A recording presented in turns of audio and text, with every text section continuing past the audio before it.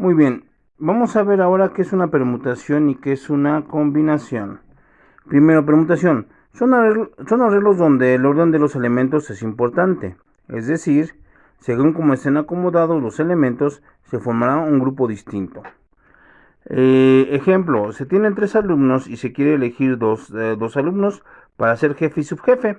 ¿De cuántas formas podemos elegirlos? Quiero que notes que en la permutación se requiere un orden. Por ejemplo, ser jefe y subjefe es un orden. Si hacemos la fórmula de la permutación de 3 elementos tomados de 2 en 2, vamos a obtener 6 combinaciones, o 6 agrupaciones, mejor dicho. Por ejemplo, vamos a ver si es cierto. Por ejemplo, podría ser Luis el jefe, vamos a poner aquí jefe y subjefe. Y subjefe podría ser Pedro. Ese es un grupo. O podría ser Luis el jefe y podría ser Pablo el subjefe. Otro grupo. Pero podría ser también Pedro. Pedro podría ser el jefe y Luis el subjefe. Aunque son los mismos elementos aquí y aquí, por el orden se forma un grupo distinto. No es lo mismo que Luis el jefe y Pedro el subjefe a que Pedro es el jefe y Luis el subjefe. Es un grupo distinto. O podría ser Pedro como jefe y Pablo como subjefe. O podría ser que tenemos a Pablo como jefe y a Luis como subjefe, que nuevamente es parecido a este. Tenemos a Luis y Pablo y Luis, pero por el orden. En la permutación importa el orden, pues ya no es un grupo, no es el mismo grupo, pues. ¿Por qué?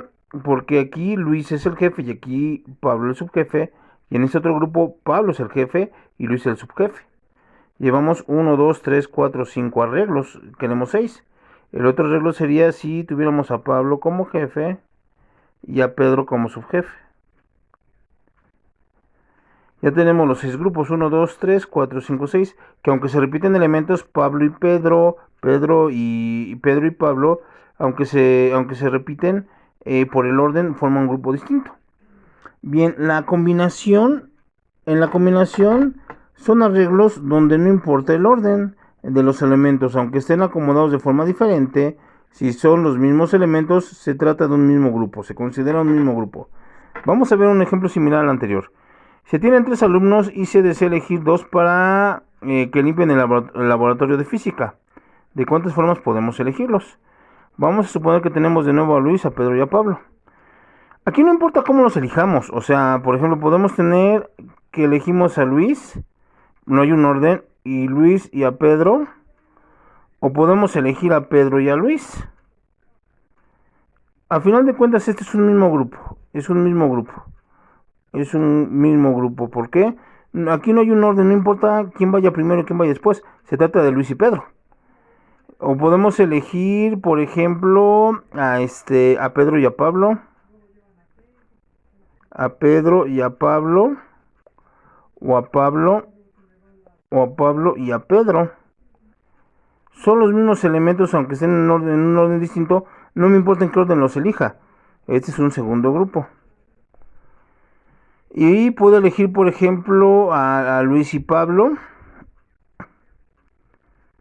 A Luis y Pablo. O a Pablo y a Luis. Es el mismo grupo. No importa cómo estén acomodados, se trata de un tercer grupo. Si nosotros calculamos la combinación de los 3 elementos tomados de 2 en 2, te vas a dar cuenta que el resultado va a ser 3. Vamos a armar 3 grupos diferentes. Luis y Pedro, o Pedro y Luis es lo mismo. Pedro y Pablo, o Pablo y Pedro es lo mismo. Y Luis y Pablo, o Pablo y Luis es lo mismo. 3 grupos, aquí está.